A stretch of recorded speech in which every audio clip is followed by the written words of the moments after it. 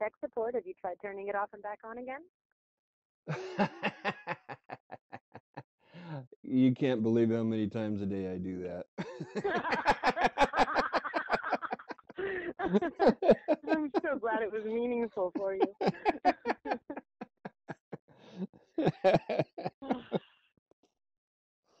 So I read a post from a guy Yeah. Oh who's God, this is not going to end well. what does. And Good point. Go ahead. in his post he claimed that women hold, this is pretty close to a quote, women hold all the cards in a relationship. Oh my God. And You said that out loud on the internet. Wow. Okay. yeah. And you know what? I don't recall all of the comments, but I don't remember anybody arguing that particular point. Well, it is an interesting thing because, I mean, not in every relationship, certainly. I mean, and I assume he meant romantic as well, but, of Primarily. yeah. Of course there are relationships where, no, the men hold every card because they're abusive. Right. And I would even go so far as to say, if at any point any one person holds all the cards, that's at best a symptom of a very dysfunctional relationship. And what the hell are they doing letting the women they're with get away with that? Well, exactly. I mean I agree in a on. compassionate way, not like a mean way, but like, what the hell, Yeah. dude? You're half the relationship. What kind of weenie are you? Yeah, I mean, if she holds all the power, it's because you've given yours up, right? If he holds all the power, it's because you've given yours up. Either way. Yeah. So yeah, that's an unfortunate thing that's how his relationships have played out. But my thought exactly was that the only reason he can think that is because he is giving up. He's letting the women have all the power, and they may not even. He may be in relationships with women, over time, not concurrently, who don't even want that, but he's surrendering it whether they want it or not. I would say, because when you said that, I was looking, I have to do the quick little flash through my head of the file folder of relationships and go, well, I mean, in a lot of ways, that's kind of what my marriage was like in the most important ways. Like, I mean, this is a little thing, but I remember when we had our third child and we were trying to pick out a car seat, and I hate those freaking bucket, heavy as hell, like, things you hold on your arm, and I wanted just a car seat that sat in the car, and we'd get the baby out, and he looked at me and he was like, "You win everything. Can I win this one, please?" And he wasn't mean about it. He was totally joking, but at the same time, it was like, okay, I do want a lot of, these preference things. So. And why would that be? Well, because he usually didn't give a shit. Ah. But at the same time, like, there's a lot of stuff that I didn't speak up about because either we've discussed before how I was trained not to, not by him, by my father, but, or because I didn't give a shit, So, like, I think sometimes we just allow ourselves to slip into I don't care, and maybe that power does become assumed by the other person because we so rarely want it. Maybe. Like, if you never want to choose what you have for dinner, then why wouldn't the other person just eventually take over all the meal planning, right? Right. If you're going to eat whatever they put in front of you. Yeah. So, I mean, I guess I can see in a way with some things, with small things, where, okay, fine, if you don't care what you eat, then I will plan all the meals. I'll make what I want to eat because I do care, and you'll be happy and I'll be happy. But if it's a situation of that guy didn't sound happy. No, I don't think he liked that idea. It did seem rather resentful. And there's this thing called nice guy syndrome. and Okay. it was the concept of Dr. Robert Glover. I'm not going to take credit for this. He's the brilliant guy that identified this, and he counsels a lot of men. He's a therapist, and Mhm. and an author. Yeah. And nice guy syndrome is the idea where for guys, and I'm going to use the guy label specifically to distinguish from men. Yeah. Yeah. Okay. Okay, because men don't do this. Guys do Right. this. Right. Sure. And I used to be a nice guy, so I know that he's spot on with this shit. Yeah. Um, nice guys are not nice people. They are outwardly nice most of the time, and they try to Mhm. appear nice, and they want Yeah. to seem very nice to women, so because they think that's what women want. Okay. So see, They to me, this sounds like. Go ahead. Go ahead. More. um but underneath it all, they have a lot of bad shit going on. Yes. They're angry. They're I mean, it's a lot they of the want time, something from women. yes, and they And think so they're being trying to find out how to get it. being appearing nice um and what's the word, you know, Like giving docile not docile, or non-confrontational, and you know emotionally aware and intelligent and all those things, or no, no, no, because no, I'm not that at wondering. all. Okay, no, okay, all right, because I was trying to figure But out like where did this come from? This isn't from the '70s singer songwriter, that kind of sensitive man. This is no, not no, the no. sensitive man. This is a front. This is a front Okay, of uh, you know, uh, there's an S and they're word. not even trying to play off like the sensitive man. They are No, trying no, to just they're be like the guy next door, like your friend. Like, is this the guy friend who hangs around always hoping that he's going to catch you on the rebound and finally be the one you sleep with? kind of like that guy. Okay. Okay. Right? Yeah. I mean, yeah, we know that guy. Yeah, the guy that always gets friend zoned and then complains that women never they say they want a nice guy, but they never, they don't actually Oh like. my God. That was like all of high school, and they were so angry. Right.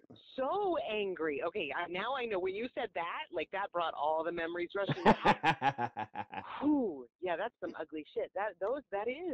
Yeah. That is a whole segment of men who say angrily, women say they want a nice guy, but they don't. They want the big buff stud muffin, and they want the guy who's going to They want be the mean bad to them, and boy. I'm not going to, yeah, and they want all that, and I'm not going to do that to them, and they don't understand the appeal of the bad boy is he doesn't treat you that way. Right. You're his weak spot. You're You're his is you're the on the one thing that inside. yeah, you're He's on the on inner circle. he's And he your would do junkyard anything. dog. And yeah, he would do anything to protect you. The appeal Right. of that is that they love and cherish you so much that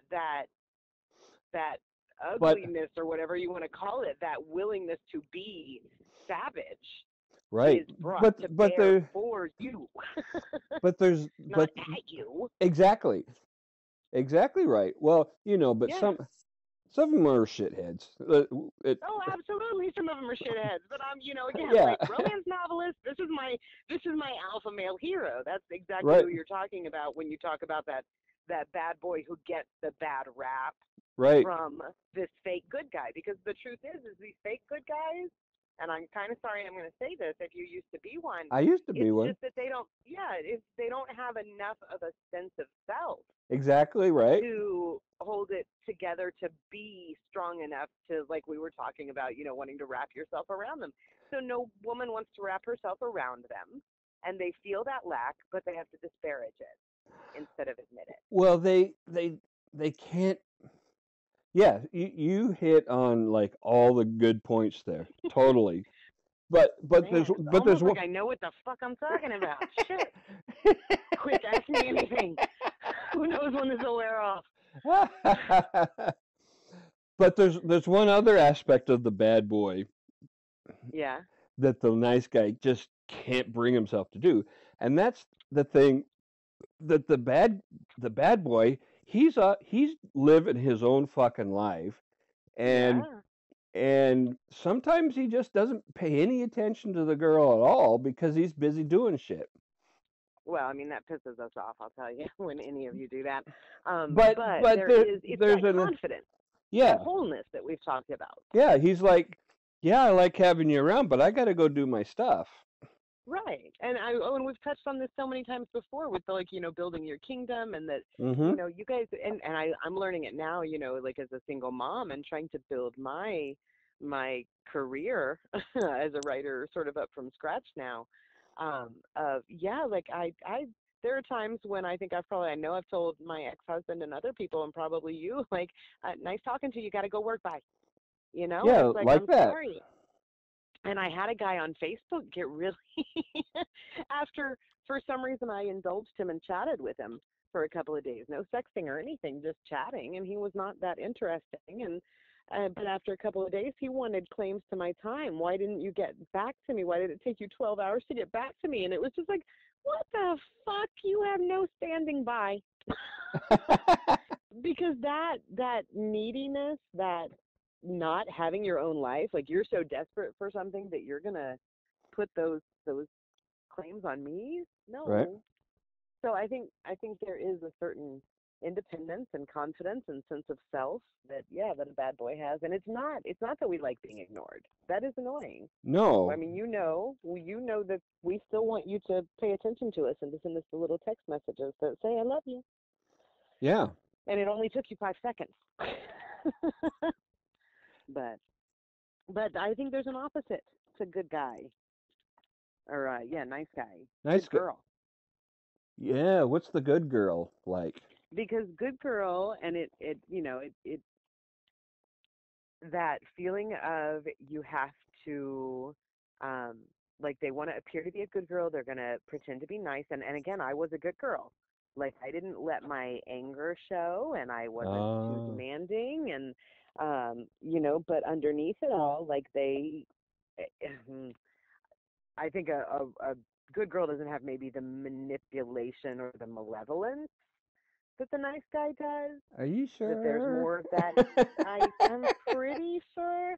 I think it's more of an insecurity and a inadvertent. Because I would think, and I'm the only reason I would question that is because Yeah, I know how nice guys are, so I'm assuming that nice right. girls would have their dark side too. Well, they do. I just don't know that it's. I think that it's a I mean, different for sort of. something makes them key guys cars. But those aren't good girls. Those are not good girls. Oh, That's a different thing. That's good girls aren't the ones who pretend to be good and then go crazy. I mean, if we're talking about okay. that angry thing, it's the I'm talking about the girls who try to be good girls because men say, not boys, men say they want somebody who is restrained and decorous, and that they want somebody to be They poised, get and they don't want somebody who's they, really a girl's gone wild, who's going to be somebody on they video flashing her tits. somebody they can They take out in public. Yeah, I mean, they want somebody they can bring home to mom, right? Yeah, And so girls will try to be that, and as a result, and it's because we want to have the intimacy to be free, yeah, and then we end up not getting that freedom because we didn't get true intimacy because we weren't ourselves. yeah. So it's almost a bait and switch of, you guys think you're getting a good girl, and you're not. You're not getting a good girl. You're getting somebody who wants you to see beyond the good girl and see the wild woman inside and bring her out, and instead she backs herself into a corner. You want to know a personal example of a very extreme case of that? Oh, I had yeah. yeah.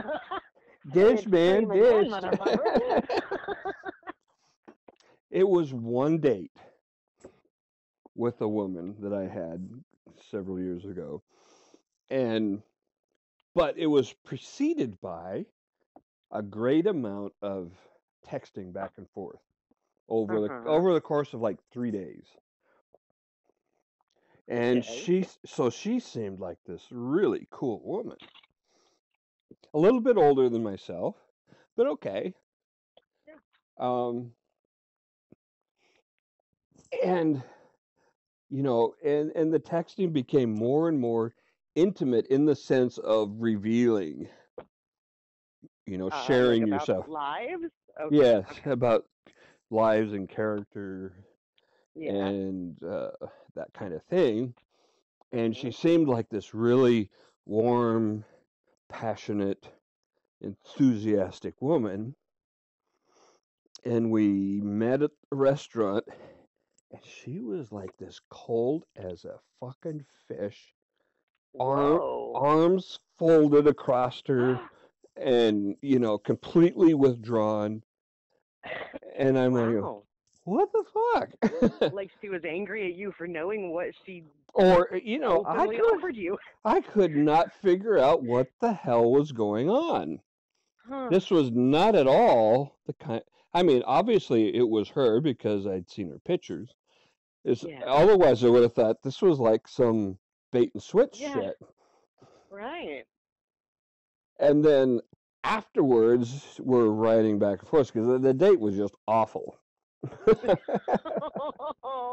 I mean, it was just like, and I'm spending my whole time like, what did I do?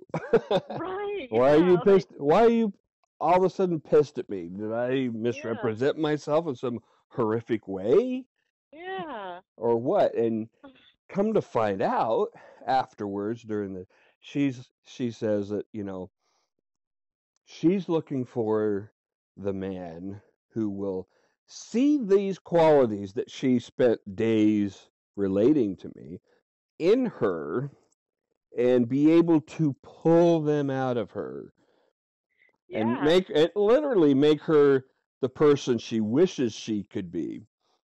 Uh-huh. And in my head, I didn't bother to tell her this because it was pointless. It's like he's never going to see that shit. You Well, have and who? such a shell Yeah. that nobody's going to see that. Yeah. You have to show bits of it. And it was really unfair of her to show it to you and then lock it down Yeah, and be like, but I'm not really that, but I am. yeah, But come and find it, but yeah, don't. right. Like that's way too much work. Yeah. I mean, that's not fair. Well, and who's supposed to, if in order to want to go deeper, there has to be something attractive, right? Yeah, I mean, like I'm the first one to admit I have a shell. I have some serious fucking walls, and but at the same time, hear me on these conversations, and I'm all chatty and friendly and positive, and like. Like I understand that there are legit walls and that it does take a special person sometimes to see beyond them and to sure. want to put in that work. Okay. But you can't be 180 fucking degrees, No. and expect somebody to say, look, you're so attractive the way you are. Let me find out all the ways that you're completely not that. Like, that makes no logical Yeah. sense, and I Yeah. am ashamed of her. What what what person what person would see somebody, being completely closed off physically, Right. all of the body languages of being completely closed off and Giving go, every indication they want nothing to do with you. right, and then go, "Oh, I see what you're doing." Okay, see, and you know what? This leads, and we weren't planning to talk about this, but this leads me into a little bit of an annoying place as a romance author because there's something called dubious consent. And it is kind of like, taking Dubious this consent? dubious consent.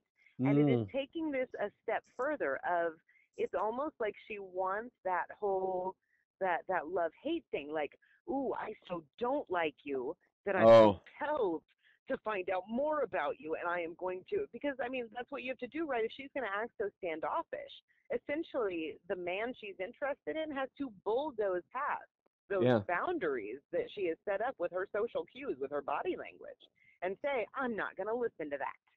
I'm going to ignore your boundaries, and I'm just going to blaze through them because I know you want me. I just have to make you realize it. Like, that shit's ridiculous. Who's going to do that? Nobody's Well, no people sane in no sane dubious man's consent gonna were do that. nobody who wants to stay out of jail is going to do that. Right. But that's the kind of It dynamic okay. that would invite in my Let mind. let me make a leap here and say, and no, not I say, know. not I say, just but had a, ask, not ask, I but just had a sudden image of you in a pink tutu leaping. not that kind of leap. Oh, Nobody but that wants was such a no. happy picture. Nobody wants to see that. I'm so glad I shared that with everyone. Okay. Make your leap, darling. Make it pretty. Would this be the equivalent of a, let's say, an emotional rape fantasy? Yeah, I guess so. Like That man who's just going to who ignore all Paul, the ways you tell him, stay away, get away from me, and say, no, you need love and I've got it to give. right? Something like that, right? Yeah. They're just gonna rip all of your Your emotional protection. walls away like a Yeah, blouse. yeah, Who's it called them? Bodice rippers. It's an emotional right. bodice ripper. There you go. Yeah, it is. I think it's that sort of thing of wanting it, because I understand that. I mean, I get that. I as somebody with walls, you do want somebody who looks at you and sees that there are walls. You Right. know, that what is on the surface is not the whole story, and that I understand. I mean, I get that. So But to take that and say I'm gonna manufacture a story that you have to let work me your way through like a labyrinth, that's not fair. let me make a wartime metaphor. Take the concept of walls a step further and say, if you want to sack a city, a the best way is to get them to come out from behind the walls and not Yeah. try and Yes. not Lay siege. try and lay siege to the walls. Yeah. Absolutely. And that requires a lot more finesse and time than some people And are willing strategy. to put in. Yeah. Yeah. And awareness and intelligence and yeah. Unicorns. So Always comes the back to war of unicorns. the war of the sexes really is a war metaphor. Yeah, right? We're all just trying to get into each other's castles. Stay out of my castle. That's exit Your only. mother's pronounced an elderberry.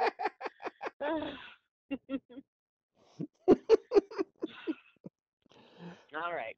So, nice guys, good girls. Yeah, nice guys. One of the things that nice guys Okay. do.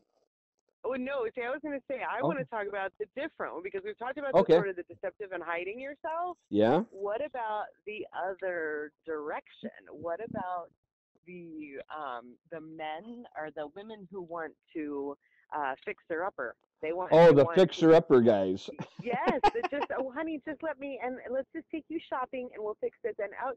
Don't you know anything about wine? This is a much better wine, and and just like, here, read this book about your career or whatever, and like I had an almost sister-in-law. He did not marry her, and part of the reason he did not marry her is because she was treating him like a fixer-upper. He was never good enough, and it wore thin. You see You it. The know? media does this sometimes openly, a lot of times subtly. Mhm. Sometimes you'll see a scene of women sitting around talking about guys, and the guy and somebody will say, "Oh, you know, he's really close. He's not going to take a lot of work. Right? Yes. He's almost the guy you're looking for. Yeah, he's, And that's not fair uh, to expect somebody to mold themselves why into, do if you were just why a do little women more want to do that? well, I mean, Because I it's a very for common trait. Let's admit it. It's a very common trait. I think yes, and I think that it's not just something we do to men, honestly. Oh, I really? I think that's part of the reason why, because Is it a mothering we thing? I think so. I think it's just we just want to help because we see how you could fix it, and we are so, the whole nurturing and emotional awareness, and we just see all the ways that your life could be easier or better, and we just want to make it easier for you because we love you. Or is And it that you're sometimes I think it's control, and it's a little bit of a narcissistic impulse, and we want our men or our children even to reflect well on us. mm-hmm. Um, but but sometimes it is just a loving impulse. In the same way that men, those men who want to rescue women, Yeah. and it's and in a way that even if they don't have anybody to rescue, they're kind of feeling a little useless. That there are women also who, if they don't have anybody to fix, if they don't even have anybody to fuss over, then Yeah. they feel like they're not doing their whole job. You know. So So what men, makes yeah, men want to rescue women all the damn time? well, because that's part of that protection instinct that we Yeah. have towards women and children. I mean, women did not tell men to create the rule of on a sinking ship, women and children go first. Women didn't tell us to do that. We did that. That was our choice. Yeah. Well, I thank you. You know? That doesn't apply anymore, actually, by the way. Now it's every motherfucker for himself when you see ships sinking. Well, But there were always the men of low character who and there will always be men who will say instead, that get out of my way. I get out of women. there. Well, but there will always be noble men who instead are not willing to watch a woman, and I think that's a little bit of it too. Maybe is they don't want to deal with the feelings of watching somebody be hurt, that they feel they could have done something. That it's more of a, Absolutely. maybe it's a discomfort with feelings a little bit more so than not more so, but in addition to a feeling of wanting Men to be have, protective. men, and obviously this is not universal, but Sure. generally, Yeah. men have a sense of honor towards protecting those of who are um, less able to protect themselves. Yeah. And they won't be able to live with themselves if they don't put themselves out there when Yeah, they but can do it. does that not negate the feeling that a woman would have watching her husband drown, and she's been told she has to get off that ship, she has to go live, and she has to feel that same monumental feeling of survivor's guilt? I mean, it's as if they're saying, "Oh, well, women wouldn't feel that. I can't stand it, but she can." No, because there's a biological reason for it. You think that men suffer a larger burden in that situation than a woman would? It's not that. It's survival of the species issue because women, you know, you protect the young and you protect the women because they make the children and it takes a fucking long time to do it. One guy can go around and create a dozen babies in a day. Well, not in a day, okay? In a month. No, if he's lucky. But you know what I mean. A man can create babies every day of the year with a different woman Yeah. biologically, but each one of those still takes 9 months. Yeah, it's true. So you protect the women and you protect the children because What if you're that's how the species survives. They don't what if you're need 70? Shush. What if you're 70 years old and your childbearing years are over, Well, I then mean, you're would you even still more have that commitment? fragile. Then you're even well, more but fragile and needing of protection. Yes, why would you would still insist that your wife get off the boat if you were both 70 years old? You would absolutely. still make her go live? Absolutely. You even if she said she wanted to go down with you? She'd have to make a very strong case. Really? It would not be an easy choice. I could see if you'd lived an entire lifetime together and you had all this time together and you know, you might be able to convince me. I mean, But it's 70. I I mean, know. sure, 40, Uh, with young children or whatever, I can see where, unfortunately, yeah, the woman has to bear that burden of going forward for her family. mhm. But if you had no children, and or even if you were 45 but no kids, no plans to have them, absolutely no ability to have children, Doesn't and matter. she did not want to go on without you, Doesn't you would. Wow, that is it's so just arrogant. because things could change. You have the potential to have another life, and that's important. You And do not get to bitch about women fixing men if the concurrent opposite is that women get no choice over whether or not they live or die. I can dress you up in whatever the fuck I want, motherfucker. I get to pick whether I get off that boat. I am not wearing the damn tutu. That's a whole different fantasy.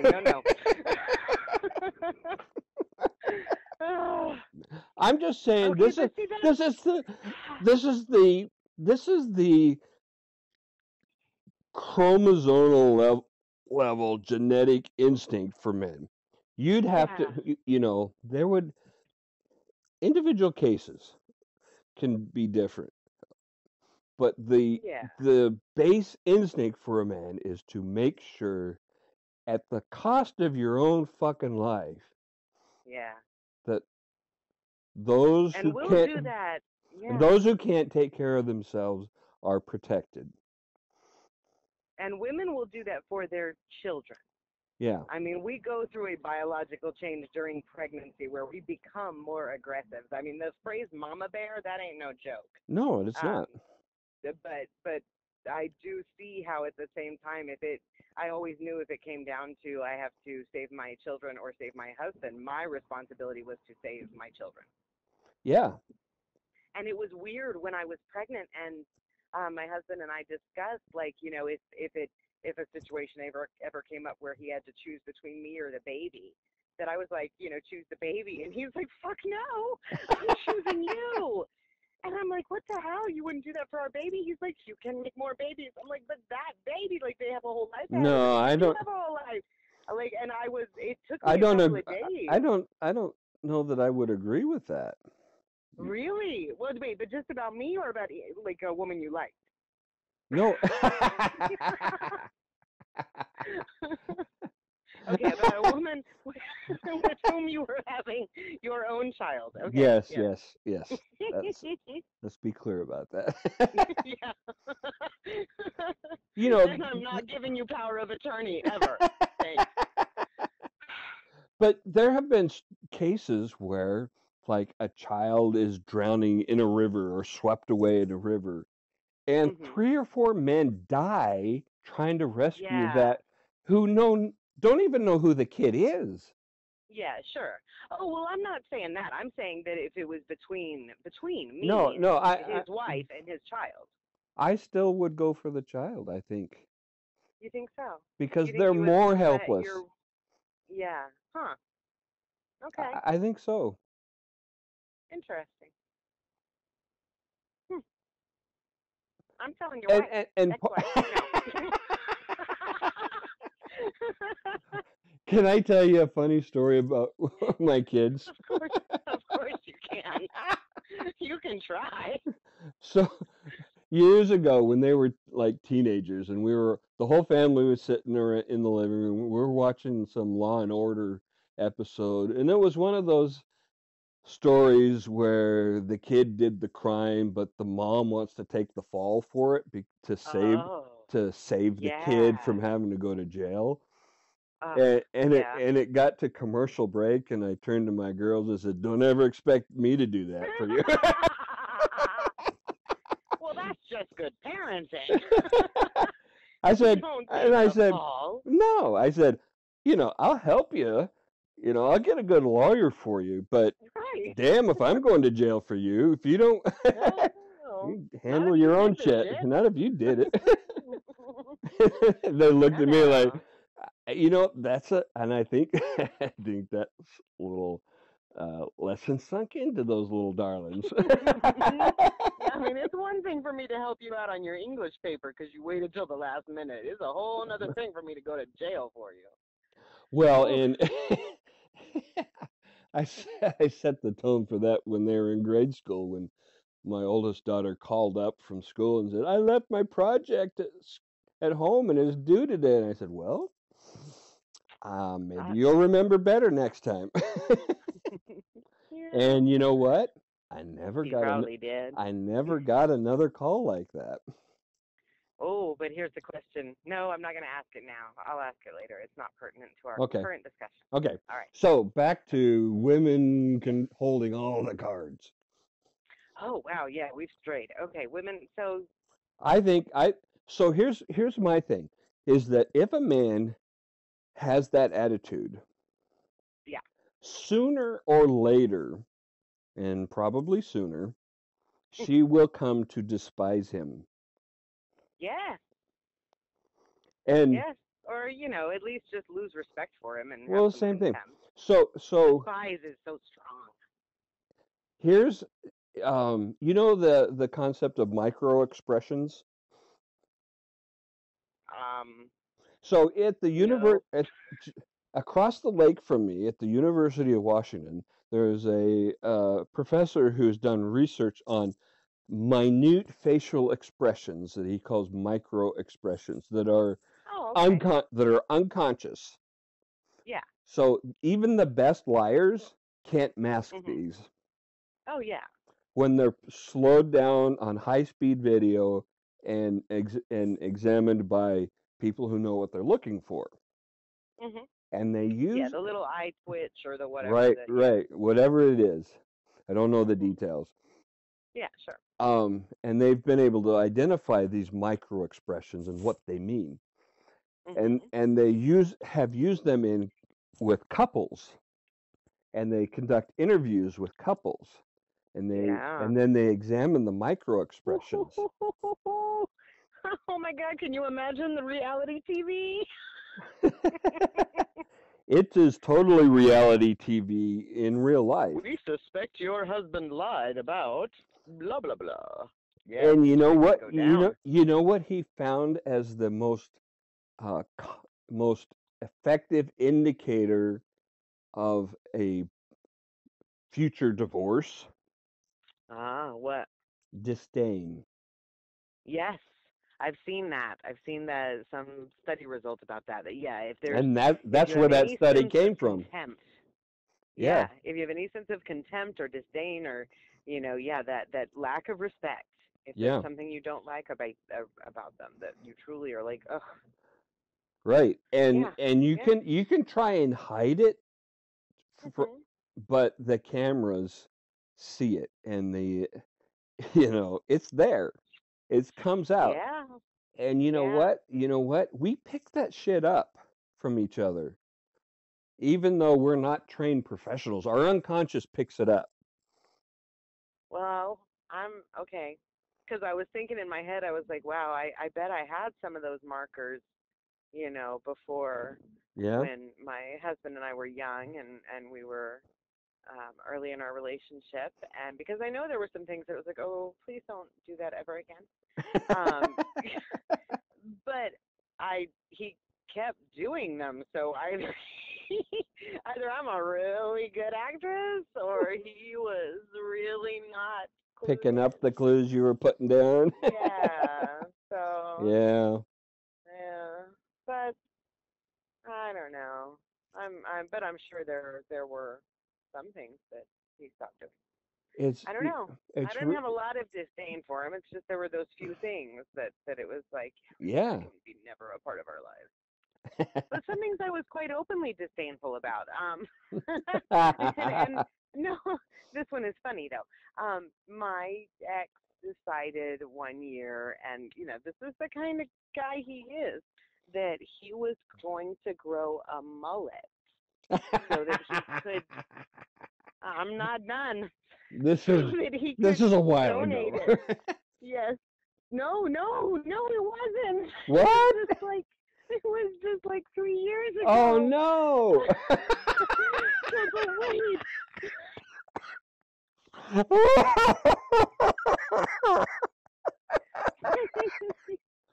3 years ago, Jesus. No, you haven't let me finish. How the fuck do you donate a fucking mullet? I'm pretty possibly maybe sure that they might not have used it, but I don't know. I mean, but he just for what? yeah. I mean, is it even? That's not a He thing. donated it to Locks of Love. But that means you have to have like 8 inches of hair. So do you understand that I was walking in public with a man who had an 8-inch mullet? Why did it have to be a mullet? Because his hair is kind of curly, and if it was 8 inches long everywhere, he would have looked like Bob Ross, but let himself go. And we're gonna build a big happy tree right in the middle. Yeah. And I would not have even possibly, we would have probably gotten divorced a lot sooner if he hadn't had the mullet. But there was nothing good about that mullet, and I was very clear about it. Like, I make jokes about how, like, for the whole, and it took him a year and a half or something to grow it. It was so much longer, and he was so sick of it by the end of it. Like, he was so anxious to cut it off, but he had committed and he was going to do it. But I joked about how, like, for a year and a half, I walked 10 paces behind him in public because I didn't want to be associated. Like, there were things I was straight disdainful. But it was his thing, and he wanted to do it, and he was always willing to do a lot for a laugh.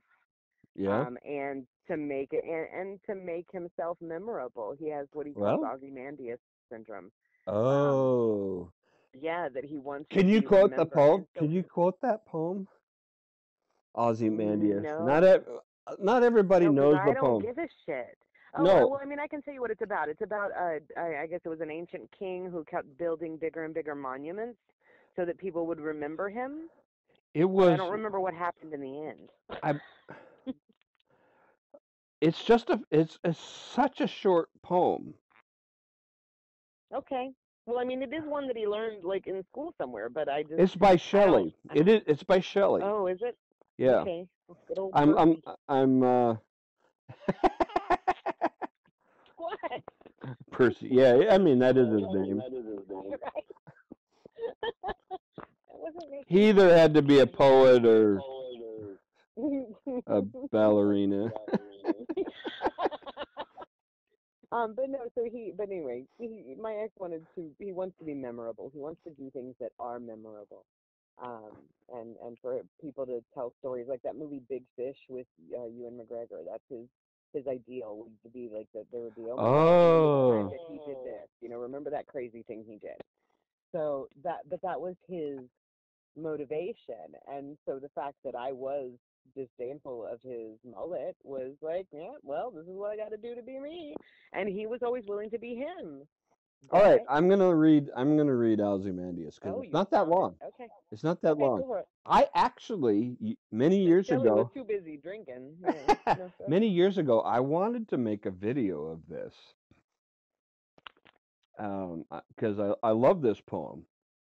Oh, okay. Okay, so by Percy. What the fuck is his middle name? Bishy? Percy Bysshe Shelley. You heathen. You Visigoth. Go ahead. I met a traveler from an antique land who said, Two vast and trunkless legs of stone stand in the desert. Near them, on the sand, half sunk, a shattered visage lies, whose frown and wrinkled lip and sneer of cold command tell that its sculptor well those passions read, which yet survive stamped on these lifeless things, the hand that mocked them and the heart that fed.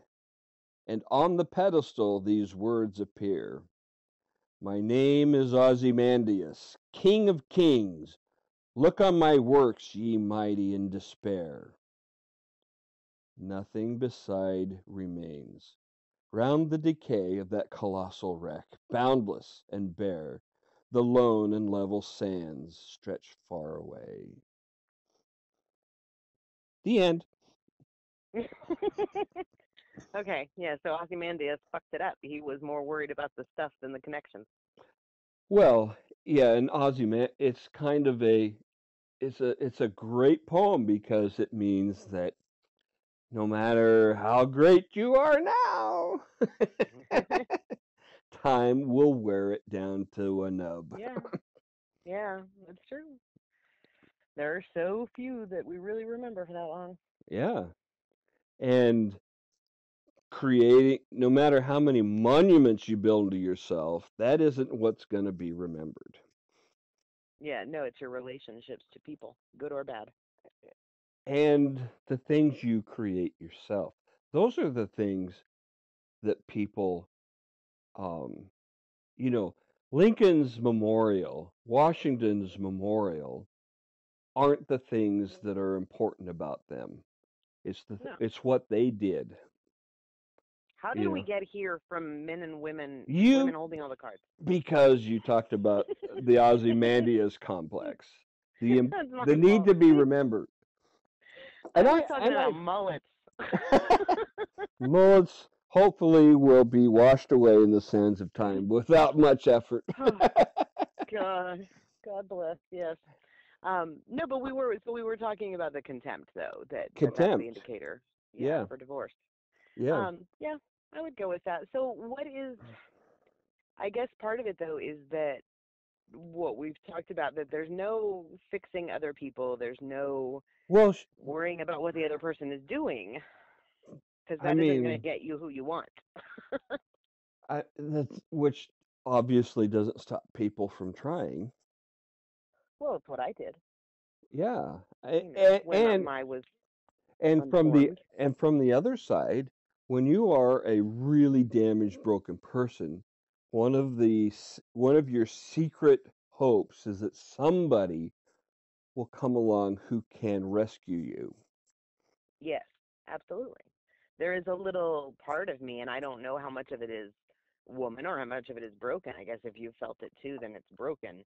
That does. You want somebody to fill those empty spots for you, Yeah. and make you all whole with the very short-sighted, you know, idea that it's going to be lasting if they go away. Oh, right. and and that's Yeah. the problem is if you rely on another person for that, then there's stuff they're not going to do right, or they could just have to go away, and Exactly. then you're left And without all that love you were counting on. and yeah, and all of those gaps that they filled are now empty again. Yep. And guess S who gets to fill them? the next person, No, wrong. unless no, but I mean that's if you're still in Yes, that that's a mode, pattern. if you're still Yeah, in that yeah, pattern in that mode, that's what you're looking for, somebody else yeah. who can fill those gaps. Or the new gaps that you've discovered, because maybe you fixed a few I'm of so them, but proud there of are new gaps. I'm so proud of us for not saying holes. Well, now you done fucked that up. We're going to stick with gaps. Thank you. Are we? I'm not sure we are now. But so I think the solution is what we came to briefly last week, is that you Hmm. have to fill those holes. You have Yeah. to be the person you want to be. If you, I know now that I don't want somebody who's going to cling to me. No, no, you do not. You know, I don't want somebody who's going to cling to me, but by the same token, I can't be somebody who clings. So And I what have to solve that in me too. the term that Dr. David, oh God, he has this awful name.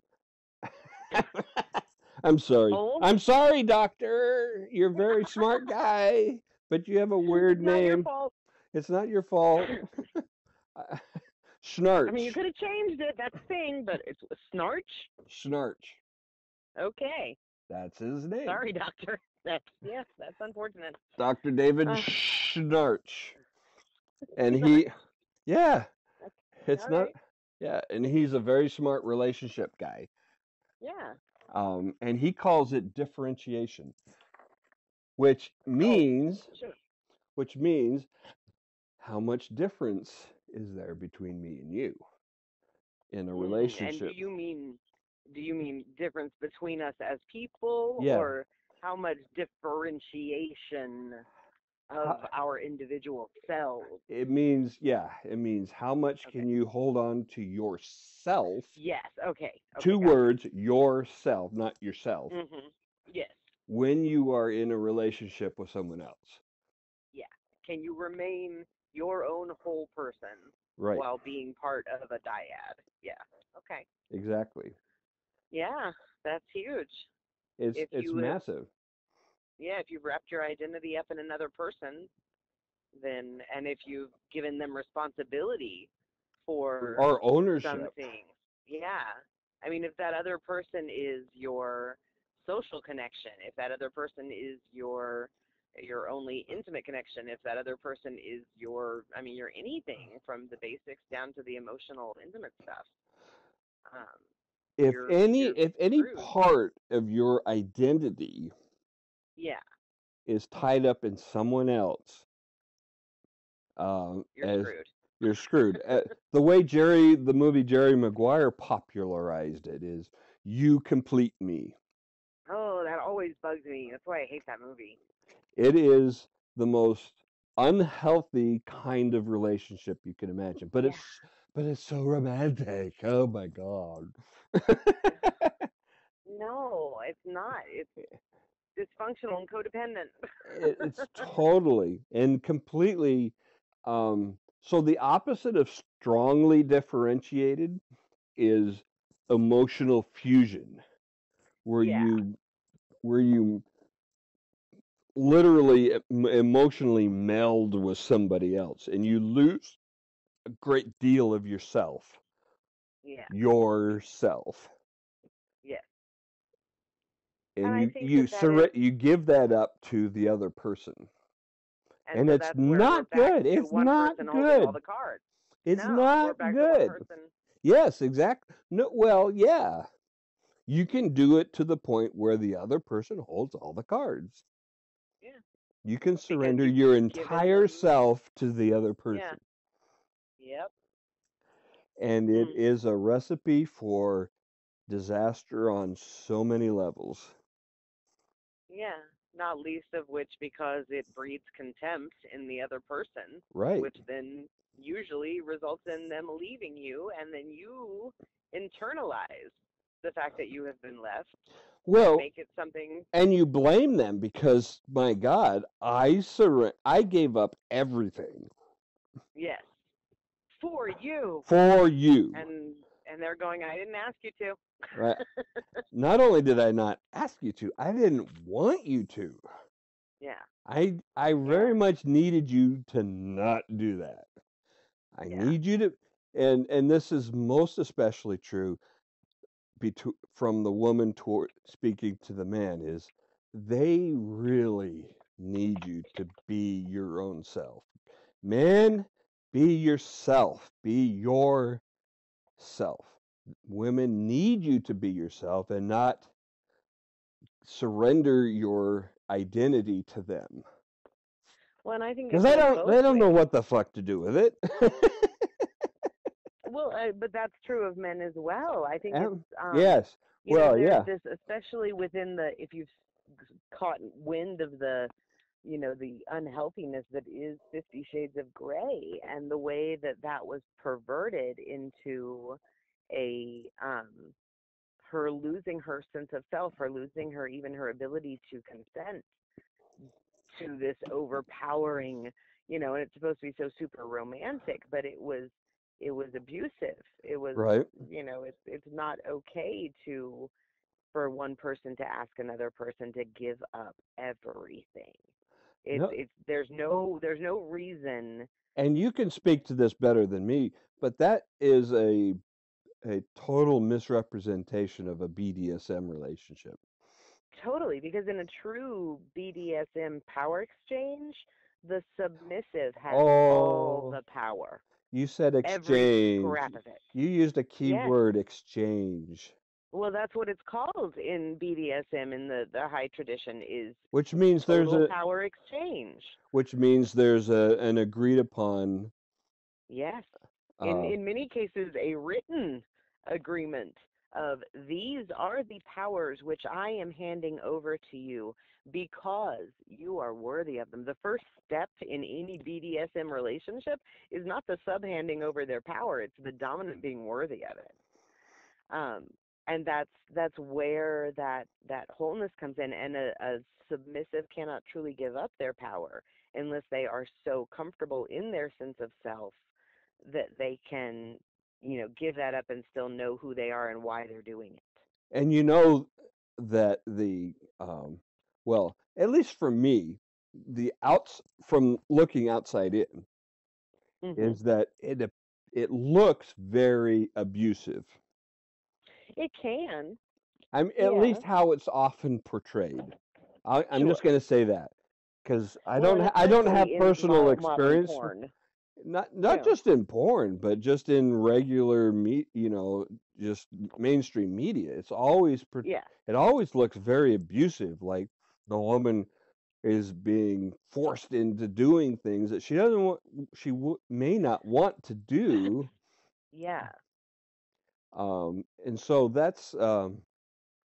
It's a very that's a unhealthy portrayal, yeah. misrepresentation. Yes, very, very, and very upsetting to people who understand what true BDSM is, and that yeah, that it is a very communicative, intimate. Like you can't have these relationships without the trust that comes from repeated intimacy, and you can't be vulnerable with somebody and allow them power over your body and knowing that they're going to push you to your limit and maybe even a little bit beyond it if you can't trust that they can read all those cues, even the very subtle ones that you as a submissive may not be aware of, and that they're going to recognize them and pull back and be in control and honor your needs, that they're going to be more concerned about you. It's not a small or quick thing, and it's not.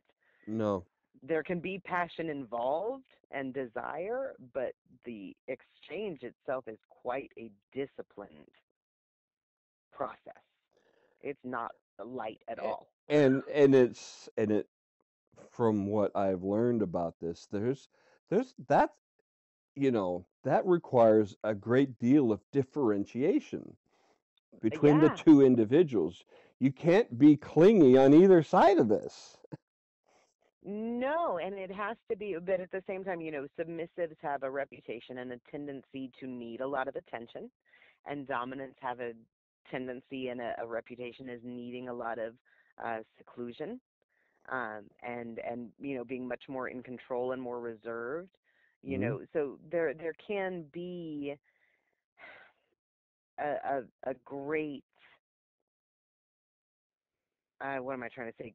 Not codependence, but interdependence Yeah. of fulfilling each other's needs. Because if you have a true need for somebody to give themselves up to you in small bites, Hmm. to know that somebody trusts you that deeply, and a submissive has a need to give themselves up and to lose themselves a little while and to let somebody else be in control, then it is a fulfilling of each other's needs, and that you may not be able to do with a lot of other people. So it can look very wrapped up in each other.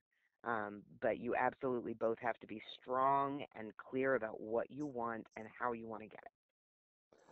So let's circle back again to this deal about who holds all the cards. Now, I Yeah. think you would agree with me that we both want a relationship where nobody holds all the cards. Right.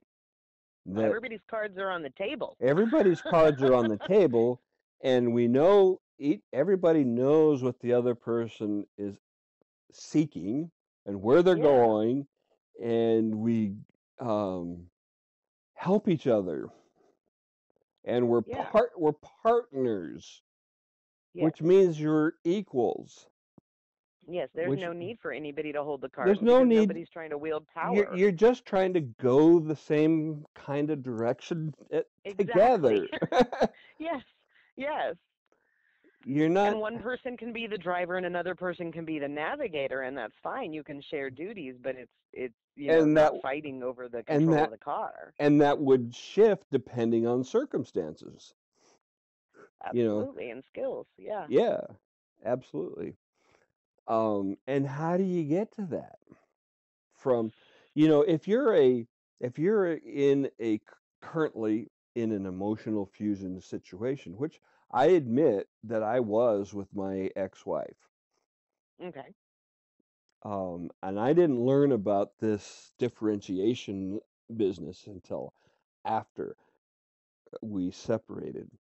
Um, and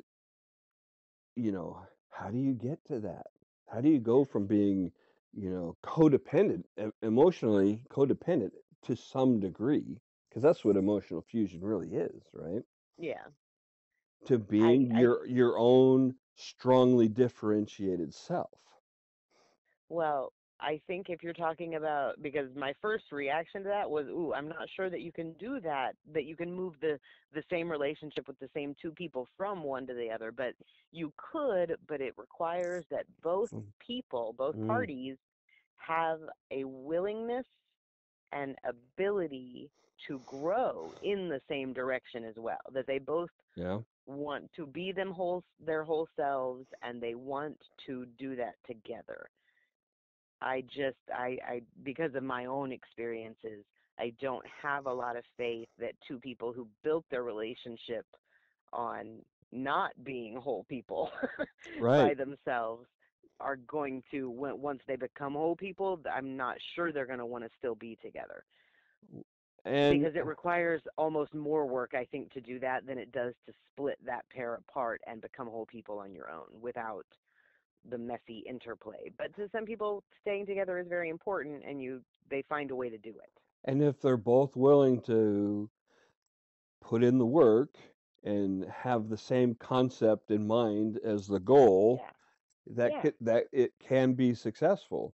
And in You know fact, what? Dr. Schnarch works with those kinds of people And I to think this achieve comes that. back to to this disdain and everything because if we look at, because my husband, my ex and I, we did go to therapy, and at some point, and I can say this here because I said it to him, I realized that while I was willing to do the work, I wasn't sure I wanted to do it with him. Yeah. And he was willing to do the work, and he did want to do it with me. But I don't think that maybe he had, whether because I didn't show things for him to be disdainful of until we were already in the process of separating, Hmm. or just because well, no, because he did begin to show some disdain. So I can't say he never had any. Once I started to really show who I was, there was disdain, and so we probably would have ended up split anyway. But I think those long standing bits, I kind of don't want to say disdain because I didn't feel, it wasn't like they bothered me all the time, but there were Yeah. some things that, yeah, I wish, I kind of wish that he didn't have that quality or whatever, and Right. I overlooked it. Um, because I thought that's what you did when when you loved somebody and wanted to be with them, was You, that you overlooked you, the things that drove you crazy instead of considering that maybe theirs wasn't the love you should be chasing. yeah, But yeah. yeah, so But I think it's you're not possible. talking about squeezing the toothpaste wrong. No, no, No, I'm no. talking about, not Important asking things. me if I'm okay and like Yeah. really, really, yeah, things that I don't want to share, but no, they were the death of, a relationship because they were unacceptable. And Um, and from my perspective, I didn't know anything about all of this when I separated from my ex. I didn't know yeah, anything about it. I came through that from a different. I learned about differentiation later yeah. and realized that Yours was a faster process than mine, though. I got the impression that yours went from revelation to divorce a lot more quickly. certainly from revelation to separation. Yeah, And yeah, then I spent about 18 months making sure that was the right choice. sure. Um, Okay. but my ex wanted to do counseling, and the problem was that I can identify from this perspective, and I came to realize as I read Dr. Schnarch was that we had been emotionally fused, and I was learning to be differentiated, Mhm. and she was not, Yeah, she didn't and want to be.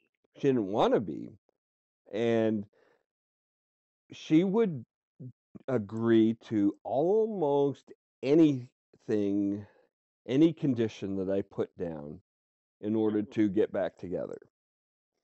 Yeah. And that's not good. No, and that's kind That's of a where my whole ex was. that's a whole bunch of surrendering yourself. Yeah, he was willing to do a lot of things that did not. You could tell they didn't really feel good. They weren't what he wanted to have to do to Hmm. save the relationship, but the relationship was so important that he was willing to say he would give it a try. I speculated to my therapist that I thought that she would agree to anything up to and including allowing me to sleep with other women just so that we stayed together. And Yeah, how awful is that? Because she would have been miserable with that, and so would I. yeah. Well, and that's the same thing with my ex. That I think he would have agreed to look into it. I'm not sure if he would have been able to pull the trigger when it came down to it, Yeah, but yeah, he would have been willing to give up something he really didn't want to. He would have been willing to explore that, and it would have been with the guise of in order to make me happy, in order right, for me to have what I needed. right, But it was also in order for him to keep the marriage together and keep the relationship. exactly. Exactly the same for my ex. And Yeah, how much of herself she would have had to suppress or surrender or deny in order to go along with that. yeah. Although I would have had to as well. No, I would have had to do that in order for us to be happy. But we just wouldn't have been because I would not Right. have been able to do that. I was not willing to go back to suppressing. Right. And so because I was busting out of that pattern, yeah, he would have had to as well, and it probably would not have worked. So yeah, One of the things I told my ex when we had our separation talk is, I had explained a lot of what was going on with me, and why um, I was going through all these changes and what had triggered it and where, but I didn't know where it was going to go. yeah, And I warned her, I said, you might not like me when I get where I'm going. I don't know. yeah, I might not like me. I don't know yeah, where this is going to go. I have no idea what's going to yep, happen. It's best but I know that I can't get there if you're in the house. yeah, mm, yeah. I had the same conversation of I'm going somewhere that I've got to go. I Yeah. really am not sure you're going to enjoy the ride. And it's Yeah. going to be a lot harder for me to get where I need to go if Because you're yeah. dragging along behind the car. I'm going to have to stop and check on you every once in a while, and it's going to slow me down. And I know that sounds bitchy, but I've only got so many years on this planet, and it Because you became for work, me. because you spend so much time with this person, you still care about them. Yeah, You don't want to hurt them. no. So I knew that I would modify my behaviors and Mhm. my exploration to keep her from being hurt. Yes, and you would not have been able to do the work you needed to do. Exactly. And we Yeah, wouldn't, and I promise you, we would not be having this conversation right now. yeah. Why? eh, because I wouldn't be able to be at this point. Yeah, I wouldn't have gone through all of the things that were necessary. I wouldn't have walked through the doors that opened for me all along the way that led me from one thing to another to be able to be friends with you a year ago and all along the way to where we're at having this chat right now. It all would have yeah. disappeared and That would have gone. sucked. I know. Well, and it's. I mean, I think that is true. We have bigger things to do, even though our connections, I think we determined, are the most important thing. That doesn't mean that those connections always have to stay the way we started them. Like All right. there's more important. There's to me more important things for me to do than to stay married. Yeah. I just that is not the point of my life. And Right. I understand for some people it is. For some people it really, really is. They That's would yeah. rather be miserable and married than healthy and whole apart. And that's their choice for their lives, but it's not a choice I was willing to make. I was not willing, and my ex admitted that as well, that if we were really going to be miserable, because that's what would have happened if we had stayed together and tried to force it, we would have Mhm. had a very angry household, and that Mhm. wouldn't have been good for our children. So it was also a choice to keep our relationship civil Yeah. for the good of our children and not push ourselves on each other to the point that we couldn't maintain that. So at some point, it had to also become not about us and about our kids, because the research is pretty clear that being in a dysfunctional home is more damaging than being in two healthy homes. Yeah. And I we did really well, I think, while the kids were growing up. And Yeah, my kids were, it was how long 15 years, 15 years after they graduated from high school before we split up. So yeah. Your kids were adults. that's a different dynamic. Oh yeah, Um, absolutely. and I worked really hard to make a happy marriage and a happy home for those girls. Mhm. Um, because I knew how important that was. Yeah. Um, but to the point where when I finally did tell them that we were splitting up, my oldest daughter asked what took so long Yeah. because they figured that was going to happen sooner, Hmm. like right after they graduated. But Because they saw the dysfunction that maybe you guys yeah, weren't aware of. at least in me, Hmm. right? Because Carol, That's interesting. I yeah, would have thought that I would have thought that your wife being emotionally enmeshed, immersed in you, would have been the thing that they would have seen and said, we're not sure that's such a good thing. But actually, what they saw was that you weren't healthy, that you weren't right, happy or healthy. happy, Okay. yeah, and not not I in mean, the I not understand it's in the not the way pure that I evil. wanted to be. Yeah, it's not deep soul, loving your life every Yeah, second of it, stuck and in an and unhappy. but neither was, and you know if she ever listens to this, I wasn't miserable right? Yeah, no, I get that. I get what you're saying. It's It just that you wasn't it weren't on wasn't a fire. it wasn't a horrible relationship. And Yeah. we had a lot of good years and a lot Yeah. of good experiences, and we're still friends, and Mhm. we had dinner together with her parents just last Monday. Yeah. So I'm very happy that we have that kind of friendship still. Yeah.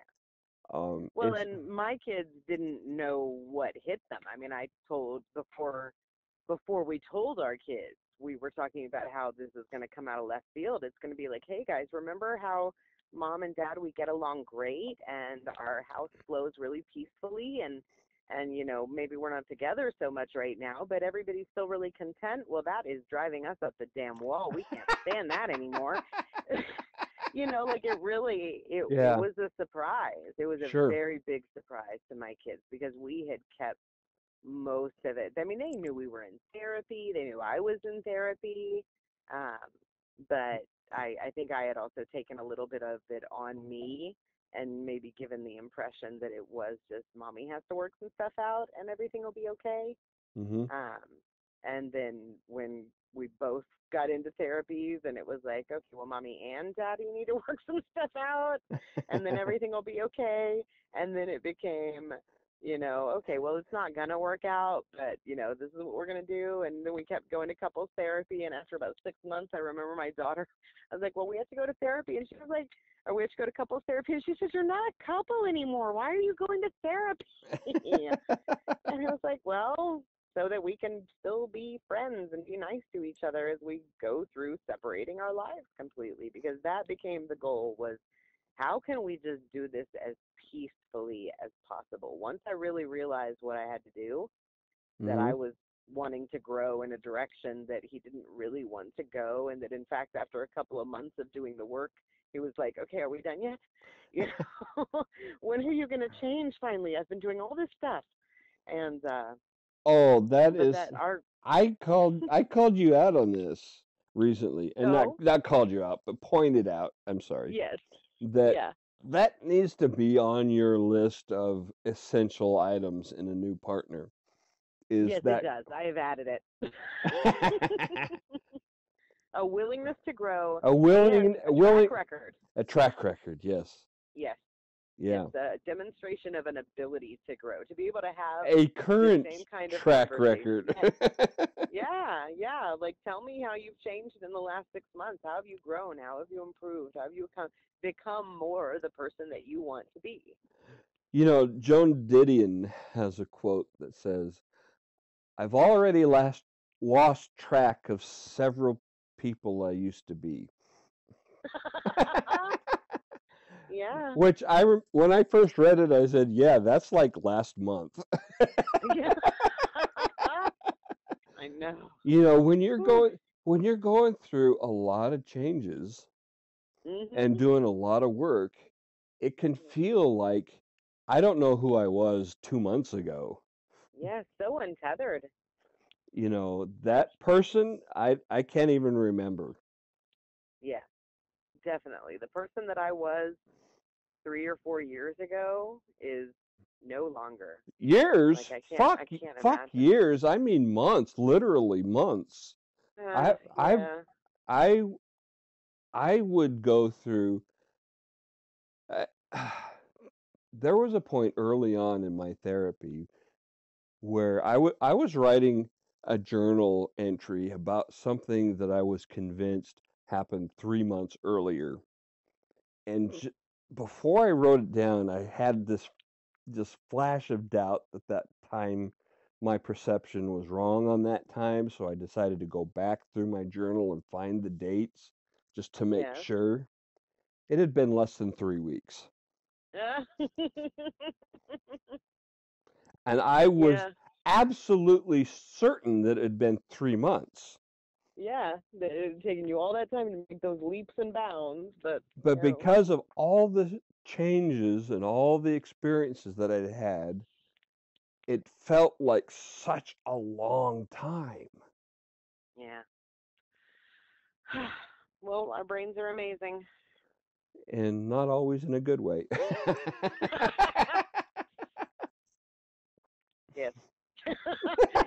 wrong. No. No, they're quite frequently flummoxing and upsetting. But what else do we have to work with? It's not like, yeah. What are you gonna do? Yeah, brain transplants are not really on the table. They're not, and who knows what you'd get. Abby normal. Abby. Exactly. Anybody who gets that reference and listened all the way to the end, you have to tell us. Abby normal. Talking. An hour and 20 minutes, even though it feels like, like 13 minutes to us. Oh, I don't know what you've been drinking. It felt like 6 hours to me. Damn. Whiskey. Lucky you. I'm pretty buzzed right now. You are chatty Cathy. Can you tell? Seriously, can you tell?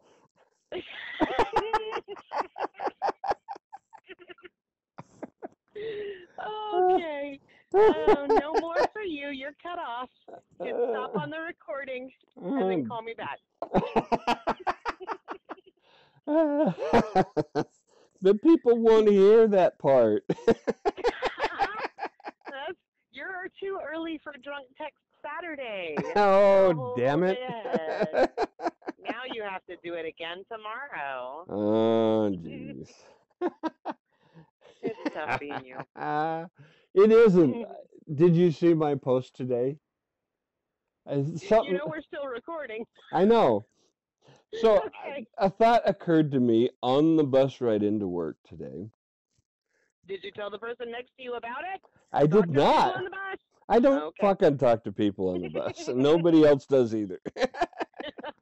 Okay, what was your thought?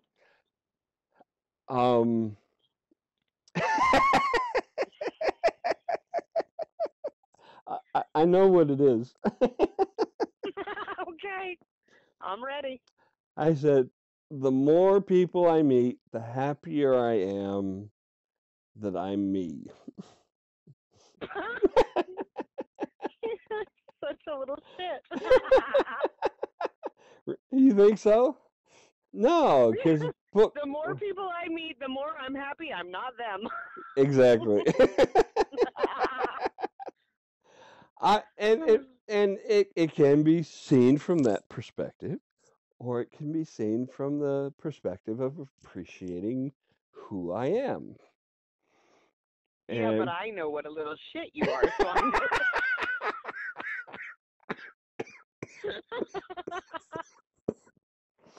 I'm hyperventilating from laughing. Yeah, they don't know this is usually what happens. Our phone calls just degrade into laughing fits and coughing fits and all the secrets out. Trying to kill each other. Yeah. I know. What I usually end up laughing until I cough, and then I hyperventilate and pass out for 30 seconds. And that's my favorite part. No. It's really kind of entertaining when I'm driving, though. Through a sure it's exciting for all of Seattle. No, I was thinking more about the mountain passes at 2 a.m. in the snow in Oregon. Yeah, that was funny. I was worried about you. Aren't you always? Well, a little bit. Goodness. Hey, guys, don't be fucking nice guys. It's not nice. You're not nice. And don't be good girls. It's not worth it. You're fucking not nice, and it comes out. Be authentic. So I'm gonna wrap up by telling you a story from a conversation with a friend of mine who used to be my girlfriend when I was 15. Oh, okay. And it happened some months after I was separated, and I had no idea what to do as far as meeting women, how to talk to them, or anything. And so I went to her for advice because I trusted her, and she's good looking, so it didn't hurt. No, it's always nice to get some advice from somebody you don't mind looking at. Right? It's not a downside. No. While you space out, you can stare at their face. All right. Sure, face. We'll go with that. Yes. So what did her breasts say? They said, "Well, just be yourself."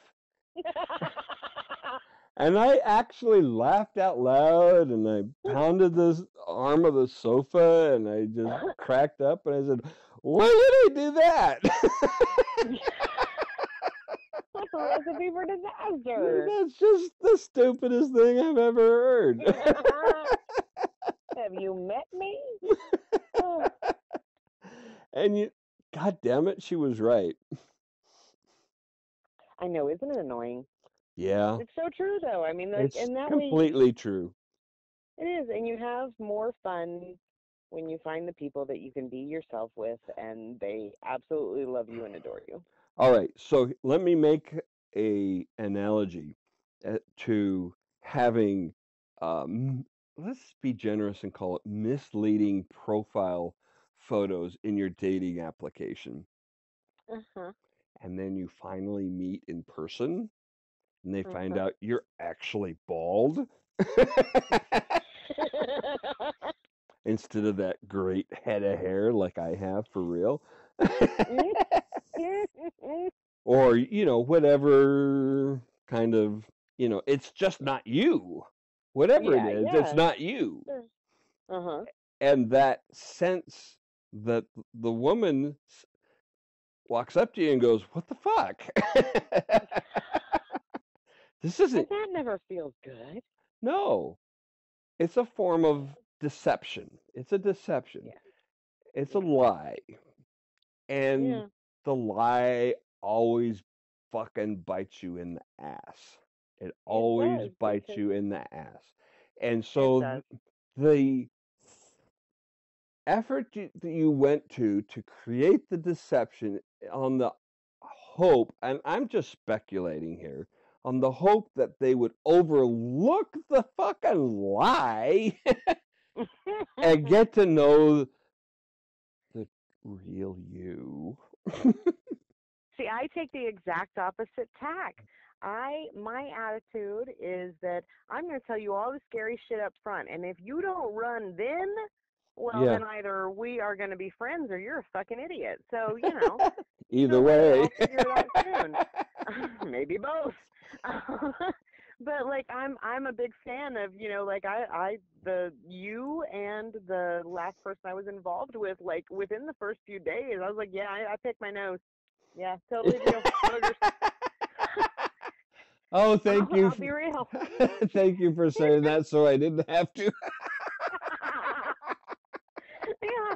I totally, I'm like, and I will be so, I hate that it kind of sounds like insecurity, because it's not always that I'll be like, oh, thanks for saying I'm pretty, but you can't see me below the waist, and it's not, or neck. it's not that, right, or yeah, or below the, the bra line, whatever. It's like, it's not that I don't feel comfortable with my body. It's just that I want you to know I'm not this isn't false advertising. This is what my face looks like, but don't make assumptions.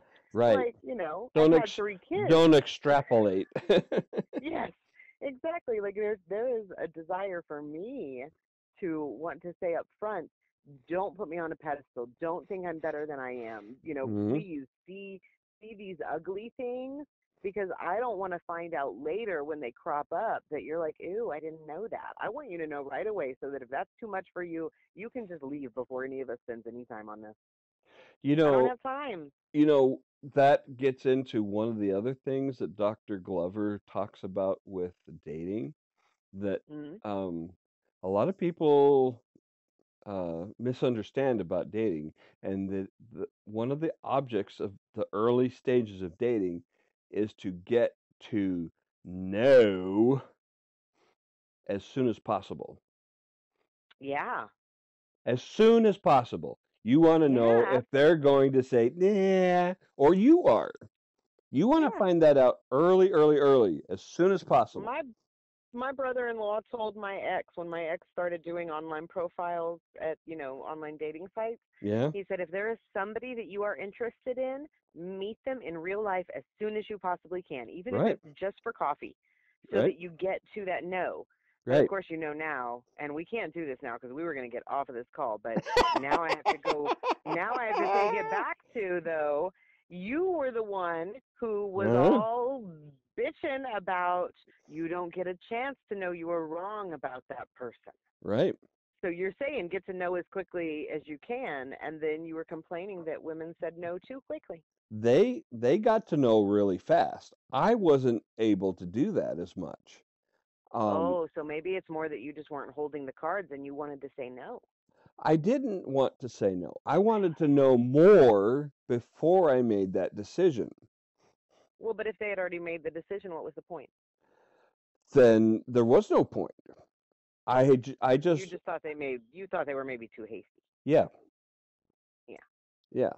That I felt like they're reaching the no decision. And okay, so this brings up another thing. I'm sorry. Okay, no, seriously. Stop the recording and call me back. Shit, we're way into this, aren't we? We really are. It's going to be another 20 minutes if we go on another topic. It really I'm is. just trying to save the people. I'm sorry, everybody. If it's really, really good, we'll talk about it again. We promise. All right. Talk to you later. Okay, bye. Bye.